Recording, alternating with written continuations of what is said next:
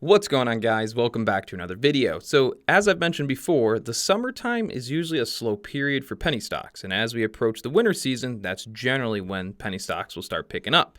So for a long time, we haven't really had many penny stocks on our watch list, and everybody's like, well, why don't you trade penny stocks? It's not that we don't, it's we do trade them only when they're good and only when the penny stock market is getting hot. And it looks like the penny stock market is starting to pick up. So I'm going to share my screen and kind of walk you guys through a couple of the penny stocks that have really been picking up over, well, today and the past couple days. Show you guys a couple things on the technical analysis and then point out a couple trades that we're probably going to be looking at making here in the next couple days. So let's get into sharing the screen. So here we are. This is the first stock. Let me shrink me down a little bit. Okay. So this is a really big runner that we just had over the past 2 days. So if I put this on a 5-day chart, you're going to see this stock went from $1 all the way to 26. Now, these are the penny stocks that basically we live to trade for. These are called supernovas or big runners or mega runners. So typically, we don't see this kind of a big move in penny stocks every once in a while. And these types of moves generally happen in the winter season of the year, and we don't really get these big runners throughout the summer season. So if you've been kind of sitting on standby, waiting to see some big moves in the penny stocks, and you haven't seen them, that's because we kind of just coming out of the summer trading season, and now we're moving into the winter trading season. What I'm going to do for you is I'm going to run you guys through just a list of all the stocks that are really starting to pop up right now and kind of show you how to navigate through some of the penny stocks as they're, of course, starting to pick up. Right, so this is SES. We're going to come back to this one. What I'm going to do quickly is just run you guys through this list of stocks that have really just been picking up. All right, so we had yesterday BIMI.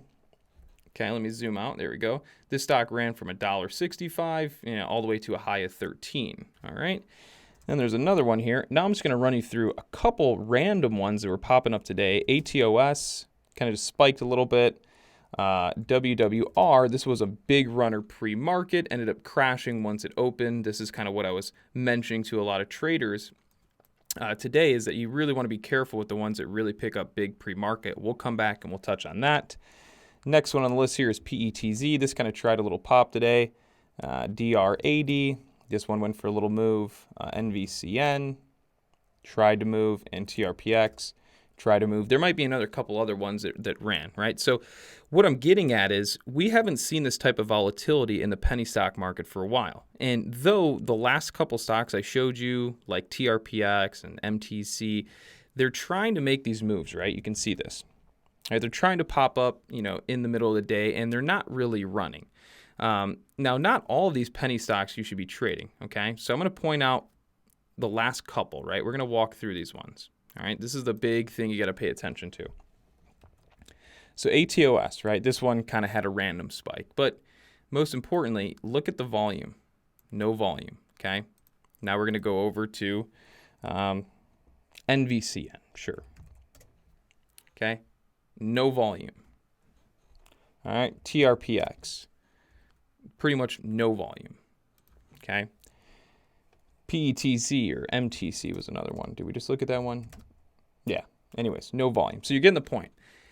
When the penny stock market starts to pick up, there's going to be good ones and there's going to be bad ones. But what you want to take note of is that the momentum's starting to pick up. Not that all of them are going to be good to trade, but you're noticing that the volume is starting to kick in to these penny stocks. As soon as we start to get one big runner and then maybe another, the life comes back into these stocks, right? And you're going to start seeing these random stocks like MTC and NVCN kind of pop up midday. And again, if they don't have a lot of volume like you're seeing here, it's best just to stay away from, because you can see they have a quick spike, but there's really no follow through. And when there's no follow through and there's no volume, they're usually not going to be a good trader. So we just kind of looked at all these random ones that had these quick pops with no volume. Now let's look at the ones that had major volume, like WWR, pre-market. Right? This one had pretty significant amount of volume. Decent. Not a whole lot, but some. Okay? Then we look at BMI from yesterday. BIMI. Look at the difference, right? Look at the volume here. So let's pull up something. Like, let's do this, and we'll look at NVCN again from today. Look at the difference there. No volume, ton of volume. No volume, ton of volume. So you can see When the stocks have a lot of volume, that means a lot of people are looking at them and paying attention to them. And the likelihood that they continue to have follow through and continue moving is going to be greater than that of a penny stock or a stock that nobody's watching and doesn't have any volume, right? So if you're coming across stocks like NVCN, kind of midday, mid-morning, and they're popping on light volume, it's always best just to stay away. Whereas if you see something like BMI where it's cruising up and it's got a lot of volume, that's something to pay attention to and keep your eye on, right? Now, what I want to do is kind of walk you through and kind of coach you through something. WWR, all right? Great move in the morning. Really good move, okay? But I will mention this. About 80% of the time, 90% of the time, if you come across a penny stock that's just ripping like this pre-market, by the time it opens, most of the buying's probably already been done, and now you're going to start running into sellers as to why you kind of seen it chop around here and not have a whole lot of follow-through, and then it gets knocked back down. Because the big move already happened pre-market. So something to always pay attention to and be mindful of is when a stock, especially a penny stock, looks like a hockey stick pre-market, they're usually not going to be the best stocks to long when it opens up and the market starts trading. Now, if we look at this on a 1-minute chart, yes, you could clearly, let me zoom out. There's clearly money to be made here on this jump and maybe this one and a little breakout there. So there's still some trading opportunities, but the follow through really isn't there. And again, it's already been bought up. So kind of a rule of thumb for me is if I ever come across a stock pre-market that's already made a monstrous move like this, I generally try to avoid really trading it, or I don't get my hopes up for trading it by the time market open rolls around, because generally it's already made its move, and like 80% of the time, if they look like this, they're going to have some type of trading day where there's not the best follow through or opportunity. All right. Now let's take a look at SES. Okay, SES was an interesting one because over the past couple days, let me put this on a 1-minute time frame.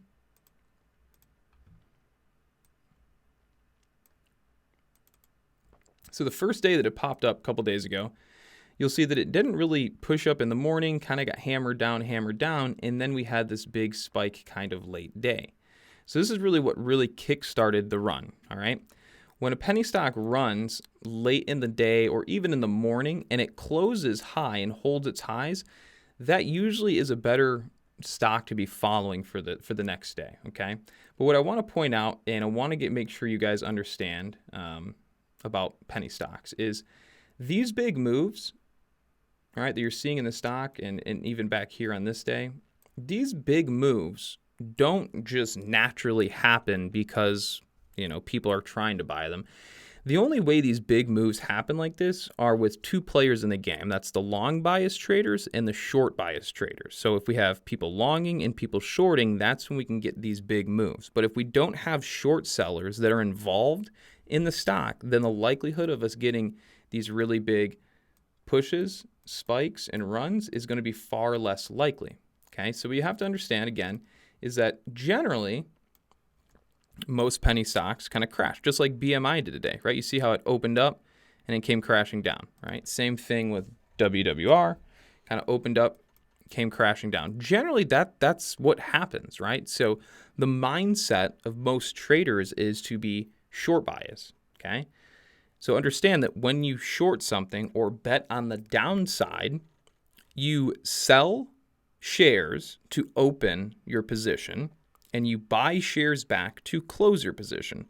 Whereas if you long a stock, you buy shares to open your position and sell shares to close. So every time you buy a stock, you're going to influence the price to naturally move higher because you're buying. And when you sell, you're naturally going to influence the price down because you're selling. So on the opposite side, when you're short and you open your position by selling, you're going to naturally add selling pressure to the stock. And when you close it, you're going to buy back shares, which naturally means you're going to add buying pressure back into the stock. So when you can understand that people are shorting, you can start to gather an idea of where they would probably want to exit that short position if the price hits a certain level or a certain pattern.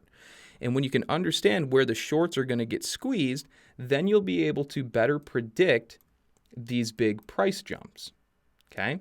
because these aren't really random. They're actually, they're not random, okay? They happen for a reason. And that's generally because short sellers are getting squeezed out. So if we look at SES on this day here, which was just yesterday, right? The stock was up really big, right? If we look at the stock, it was probably up, I don't even know, maybe a couple hundred, few thousand. Let's take a look. So it was up close to the open, like 380%, 400%. So there's a lot of room for this to come back down, meaning it's very enticing for short sellers who want to short it because it's up really big. There's a lot of room it can come down. Whereas like right here, right, it's up, and if you were to short this, I mean, you're shorting it down. It's, it's at $3. You're going to short it back down to like $2.50. There's really not that much room to the downside. I mean, it's still a decent move, but when it's up this high, there's far more room that this stock could fall down, making it a more profitable trade or potentially profitable trade for someone shorting, which is going to gather in more short sellers, which means more potential pressure people to get squeezed. So in the morning yesterday, what happened was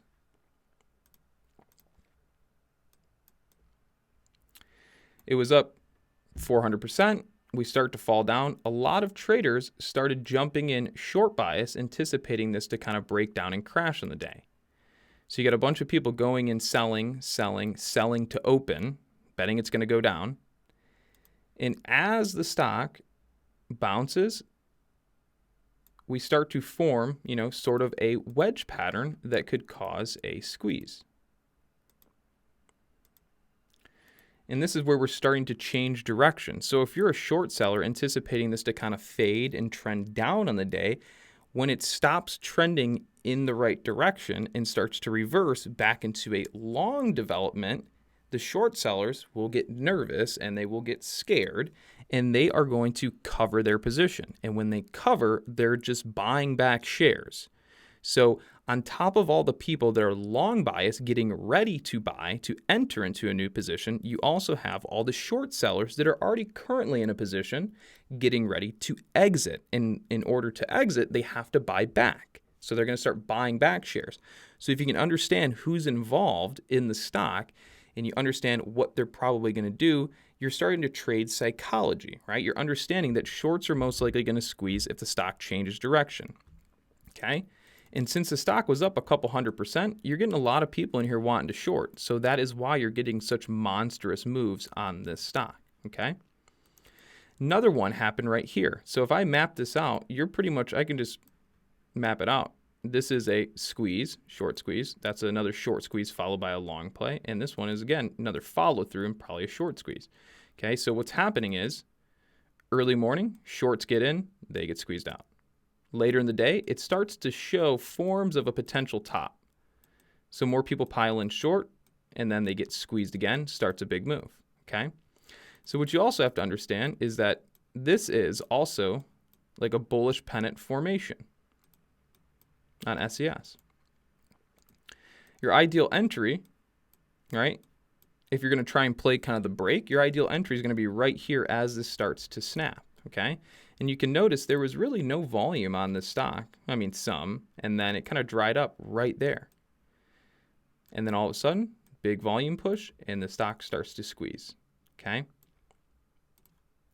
So what I'm trying to get you guys to understand is most of these big running stocks are going to happen in part for a lot of times people short selling. They're up so big on the day, a lot of people want to try and trade them to the downside, and then it ends up resulting in a short squeeze. And then the last note that I'll touch on before we head out, and then I'll probably have to make another video, but the last thing I'm going to touch on here is that when it comes to something like SES, typically, if you're going to find a supernova and it's going to run like this, they'll usually run for 1 to 2 days, and then you're going to get your third day, which usually ends up falling down. Occasionally, we might see a fourth day run, but usually, or a third day run, but normally it's going to be the third day in which it comes really kind of crashing down. So I hope you guys liked the video, and I hope you learned something new. Shortly, in just a bit, I'm going to be making another video that's going to be mapping out a couple trade ideas for a few of these stocks, because once they kind of come crashing down, everybody thinks they're done.